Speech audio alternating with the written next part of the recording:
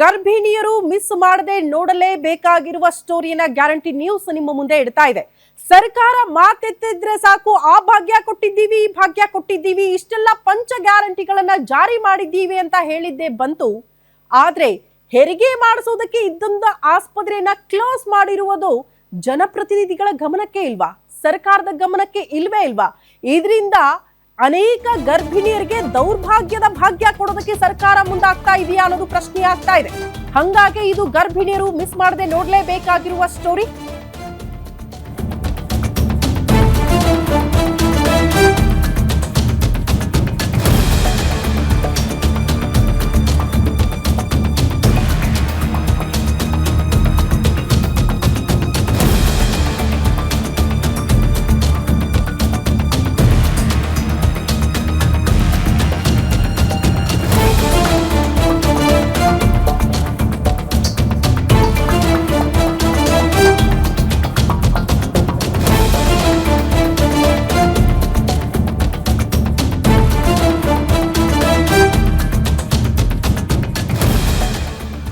ಇದು ಗರ್ಭಿಣಿಯರು ನೋಡಲೇಬೇಕಾಗಿರುವ ಸುದ್ದಿ, ಮಿಸ್ ಮಾಡ್ಕೊಳ್ಬೇಡಿ. ಕಾರಣ ಬಡ ಹೆಣ್ಣು ಮಕ್ಕಳಿಗೆ ಇದು ಸರ್ಕಾರ ಕೊಡ್ತಾ ಇರುವ ಶಾಕಿಂಗ್ ನ್ಯೂಸ್ ಆಗಿದೆ.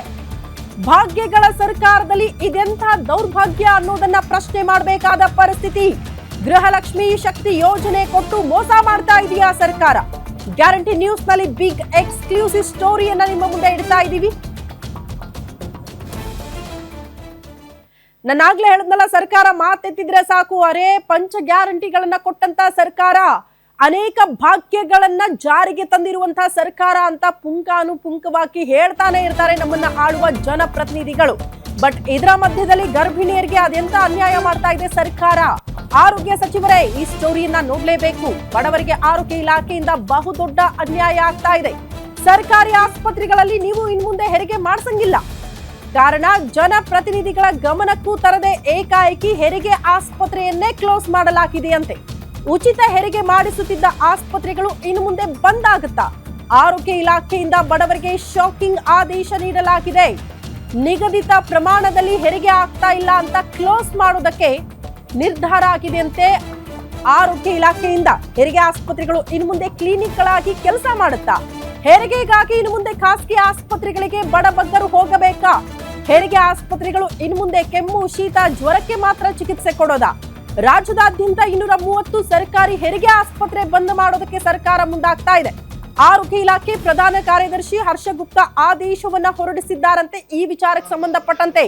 ಅಲ್ಲಿಗೆ ಬಡ ಹೆಣ್ಣು ಮಕ್ಕಳು ಯಾವ ಆಸ್ಪತ್ರೆಗಳಿಗೆ ಹೋಗಬೇಕು ಹೆರಿಗೆಗೆ ಅಂತ ಇರುವ ಆಸ್ಪತ್ರೆಗಳನ್ನ ಕೂಡ ಕ್ಲೋಸ್ ಮಾಡ್ತೀರಿ. ಅದನ್ನ ನಿರ್ವಹಣೆ ಮಾಡೋದಕ್ಕೆ ಸಾಧ್ಯ ಆಗ್ತಾ ಇಲ್ಲ. ಬಡವರಿಗೆ ಅಂತ ತಂದಿರುವ ಆಸ್ಪತ್ರೆಗಳನ್ನ ಕ್ಲೋಸ್ ಮಾಡ್ತೀರಿ ಅಂದ್ರೆ ಇದಕ್ಕಿಂತ ದೌರ್ಭಾಗ್ಯ ಇನ್ನೇನಿದೆ ಅಂತ ಜನಸಾಮಾನ್ಯರು ಪ್ರಶ್ನೆ ಮಾಡ್ತಿದ್ದಾರೆ. ನೀವ್ ಎಷ್ಟೇ ಭಾಗ್ಯಗಳನ್ನ ಕೊಡಿ, ಆದ್ರೆ ತಾಯಿ ಆಗೋದಕ್ಕೆ ಹೊರಟಿರುವ ಹೆಣ್ಣು ಮಗಳ ಜೊತೆಗೆ ನಿಂತ್ಕೊಳ್ಳುವಂತಹ ಸೌಜನ್ಯ ಕೂಡ ನಿಮ್ಗೆ ಇಲ್ಲ. ಆ ಬಡವರಿಗೆ ಕೊಡಬೇಕಾದಂತ ಚಿಕಿತ್ಸೆ ಕೊಡೋದಕ್ಕೂ ಕೂಡ ಸರ್ಕಾರದ ಬೊಕ್ಕಸಲ್ಲಿ ಹಾಗಾದ್ರೆ ದುಡ್ಡಿಲ್ವಾ ಅನ್ನೋದನ್ನ ಜನಸಾಮಾನ್ಯರು ಪ್ರಶ್ನೆ ಮಾಡ್ತಿದ್ದಾರೆ.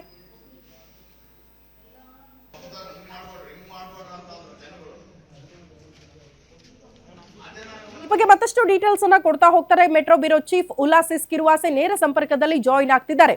ಉಲ್ಲಾಸ್, ಎಷ್ಟೇ ಭಾಗ್ಯಗಳನ್ನ ಜಾರಿಗೆ ತರಲಿ, ಎಷ್ಟೇ ಪಂಚ ಗ್ಯಾರಂಟಿ ಯೋಜನೆಗಳನ್ನ ಕೂಡ ಜಾರಿಗೆ ತಂದ್ರು ಜನ ಅದು ಬೇಡ ಸ್ವಾಮಿ, ಒಬ್ಬ ತಾಯಿ ಆಗೋದಕ್ಕೆ ಹೊರಟಿರುವಂತ ಹೆಣ್ಣಿನ ಆ ನೋವಿಗೆ ಸಹಕಾರಿ ಆಗೋ ನಿಟ್ಟಿನಲ್ಲಿ ಇದ್ದಂತ ಆಸ್ಪತ್ರೆಗಳನ್ನ ಕ್ಲೋಸ್ ಮಾಡ್ತೀರಿ ಅಂದ್ರೆ ಇದಕ್ಕಿಂತ ದೌರ್ಭಾಗ್ಯ ಏನಿದೆ ಅನ್ನೋದನ್ನ ಪ್ರಶ್ನೆ ಮಾಡ್ತಾರೆ.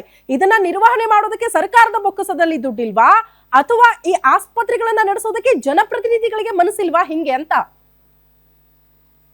ರಾಜ್ಯ ಸರ್ಕಾರ 5 ಗ್ಯಾರಂಟಿಗಳನ್ನ ಕೊಟ್ಟು ಆಡಳಿತಕ್ಕೆ ಬಂದಿತ್ತು. ಅದರಲ್ಲೂ ಪ್ರಮುಖವಾಗಿ ಮಹಿಳೆಯರಿಗೆ ಅಂತ ಹೇಳ್ಬಿಟ್ಟು ಶಕ್ತಿ ಯೋಜನೆ ಮತ್ತೆ ಗೃಹಲಕ್ಷ್ಮಿ ಯೋಜನೆಯನ್ನ ಜಾರಿ ಮಾಡ್ತು. ಅಂದ್ರೆ ನಮ್ಮ ಸರ್ಕಾರ ಮಹಿಳೆಯರ ಪರವಾಗಿ ಇದೆ ಅನ್ನುವಂತಹ ಒಂದು ಸಂದೇಶವನ್ನು ಕೊಡುವಂತ ಕೆಲಸ ಮಾಡ್ತು. ಆದ್ರೆ ಇದೀಗ ಇತ್ತೀಚಿನ ದಿನಗಳಲ್ಲಿ ಆರೋಗ್ಯ ಇಲಾಖೆ ಹೊರಡಿಸಿರುವಂತಹ ಒಂದು ಆದೇಶ ಇದೆಯಲ್ಲ, ನಿಜವಾಗ್ಲೂ ರಾಜ್ಯ ಸರ್ಕಾರ ಮಹಿಳೆಯರು, ಅದರಲ್ಲೂ ಪ್ರಮುಖವಾಗಿ ಗರ್ಭಿಣಿಯರಿಗೆ ವಿರೋಧಿ ನೀತಿಯನ್ನ ಅನುಸರಿಸ್ತಾ ಇದೆ ಅನ್ನುವಂತಹ ಒಂದು ಆರೋಪ ಕೇಳಿಬಂದಿದೆ. ಯಾಕೆಂತಂದ್ರೆ ಇಡೀ ರಾಜ್ಯಾದ್ಯಂತ ಇರುವಂತಹ ಸುಮಾರು 230 ಹೆರಿಗೆ ಆಸ್ಪತ್ರೆಗಳನ್ನ ಯಾವುದೇ ಸೂಚನೆಯನ್ನ ಕೊಡದೆ ಮಾಡದೆ ಬಂದ್ ಮಾಡ್ಲಿಕ್ಕೆ ರಾಜ್ಯ ಆರೋಗ್ಯ ಇಲಾಖೆ ಮುಂದಾಗಿದೆ. ಪ್ರಮುಖವಾಗಿ ಆರೋಗ್ಯ ಇಲಾಖೆ ಕೊಡ್ತಾ ಇರುವಂತ ಕಾರಣ ಏನು ಅಂತಂದ್ರೆ, ನಾವು ಒಂದು ಹೆರಿಗೆ ಆಸ್ಪತ್ರೆ, ಸರ್ಕಾರಿ ಆಸ್ಪತ್ರೆ ಅಂತಂದ್ರೆ ಅಲ್ಲಿ ಬಡವರು ಬರ್ತಾರೆ. ಆ ಸಂದರ್ಭದಲ್ಲಿ ಅಂದ್ರೆ ಒಂದು ತಿಂಗಳಿಗೆ ಅಥವಾ ಒಂದು ವರ್ಷಕ್ಕೆ ಇಷ್ಟು ಹೆರಿಗೆ ಆಗ್ಬೇಕು, ಇಷ್ಟು ಸಂಖ್ಯೆಗಳಲ್ಲಿ ಹೆರಿಗೆ ಆಗ್ಬೇಕು ಅನ್ನುವಂಥದ್ದು ಇರುತ್ತೆ. ಆದ್ರೆ ನಾವು ಕ್ಲೋಸ್ ಮಾಡ್ತಿರುವಂತ ಕಾರಣ ಏನು ಅಂತಂದ್ರೆ, ನಿರೀಕ್ಷಿತ ಪ್ರಮಾಣದಲ್ಲಿ ಹೆರಿಗೆ ಆಗ್ತಾ ಇಲ್ಲ ಅಲ್ಲಿ ಅನ್ನುವಂತ ಒಂದು ಕಾರಣವನ್ನ ಕೊಟ್ಟು ಆ ಒಂದು ಹೆರಿಗೆ ಆಸ್ಪತ್ರೆನ ಇನ್ ಮುಂದೆ ಕ್ಲಿನಿಕ್ ಆಗಿ ಬದಲಾವಣೆ ಮಾಡಬೇಕು ಅನ್ನುವಂಥದ್ದು ತೀರ್ಮಾನಕ್ಕೆ ಬಂದಿದೆ. ಅಂದ್ರೆ ಹೆರಿಗೆಯನ್ನ ಬಡವರಿಗೆ ಉಚಿತವಾಗಿ ಹೆರಿಗೆಯನ್ನ ಮಾಡಿಸ್ತಾ ಇದ್ದಂತಹ ಆಸ್ಪತ್ರೆಗಳು ಇನ್ನು ಮುಂದೆ ಶೀತ, ಕೆಮ್ಮು, ನೆಗಡಿ, ಜ್ವರಕ್ಕೆ ಟ್ರೀಟ್ಮೆಂಟ್ ಕೊಡುವಂತಹ ಕ್ಲಿನಿಕ್ ಗಳಾಗಿ ಮಾರ್ಪಡ್ತವೆ. ಎಲ್ಲೋ ಒಂದ್ ಕಡೆ ಸರ್ಕಾರ ಈ ಒಂದು ನಡೆಯನ್ನ ಖಾಸಗಿ ಆಸ್ಪತ್ರೆಗಳ ಲಾಭಿಗೆ ಮೊಳದ್ಬಿಟ್ಟು ಈ ರೀತಿಯಾದಂತಹ ಒಂದು ಆದೇಶಕ್ಕೆ ಮುಂದಾಯ್ತಾ ಅನ್ನುವಂತಹ ಒಂದು ಪ್ರಶ್ನೆ, ಒಂದು ಆರೋಪ ಮಾಡ್ತಾ ಇದ್ರೆ, ಮತ್ತೊಂದು ಕಡೆಗಳಲ್ಲಿ ಬಡವರಿಗೆ ನೀವು ಬೇರೆ ಬೇರೆ ಭಾಗ್ಯಗಳನ್ನ ಕೊಡ್ತೀರಾ, ಆದ್ರೆ ಬಡವರಿಗೆ ಅದರಲ್ಲೂ ಪ್ರಮುಖವಾಗಿ ಈ ಹೆರಿಗೆ ಉಚಿತವಾಗಿ ಮಾಡಿಸುವಂತ ಸರ್ಕಾರಿ ಆಸ್ಪತ್ರೆಗಳಲ್ಲಿ ಉಚಿತವಾಗಿ ಹೆರಿಗೆಯನ್ನ ಮಾಡಿಸುವಂತ ಕೆಲಸ ರಾಜ್ಯ ಸರ್ಕಾರ ಹಿಂದೆಯಿಂದಲೂ ಮಾಡ್ಕೊಂತ ಬರ್ತಾ ಇದೆ. ಆದ್ರೆ ನಿರೀಕ್ಷಿತ ಪ್ರಮಾಣದಲ್ಲಿ ಹೆರಿಗೆ ಆಗ್ತಾ ಇಲ್ಲ ಅನ್ನುವಂತ ಒಂದೇ ಒಂದು ಕಾರಣವನ್ನ ಕೊಟ್ಟು ಬಡವರಿಗೆ ನೀವು ಟ್ರೀಟ್ಮೆಂಟ್ ಕೊಡುವಂತಂದ್ರೆ ಹೆರಿಗೆಯನ್ನ ಮಾಡಿಸುವಂತ ಆಸ್ಪತ್ರೆಗಳನ್ನ ಬಂದ್ ಮಾಡಿಸುವಂತದ್ದು ಎಷ್ಟು ಸರಿ ಅನ್ನುವಂತ ಒಂದು ಪ್ರಶ್ನೆ ಸಾರ್ವಜನಿಕ ವಲಯದಲ್ಲಿ ಕೇಳ್ಬರ್ತಾ ಇದೆ. ಜೊತೆಗೆ ಮತ್ತೊಂದು ಒತ್ತಾಯ ಕೇಳ್ಬರ್ತಾ ಇದೆ, ಕೂಡಲೇ ನೀವೇನು ಸರ್ಕಾರಿ ಹೆರಿಗೆ ಆಸ್ಪತ್ರೆಗಳನ್ನ ಬಂದ್ ಮಾಡಿಸ್ಬೇಕು, ಅದನ್ನ ಕ್ಲಿನಿಕ್ಗಳಾಗಿ ಮಾರ್ಪಾಟ್ ಮಾಡ್ಬೇಕು ಅನ್ನುವಂತ ತೀರ್ಮಾನವನ್ನ ಏನ್ ಮಾಡಿದ್ರೆ ಕೂಡಲೇ ಅದನ್ನ ಕೈ ಬಿಡಬೇಕು.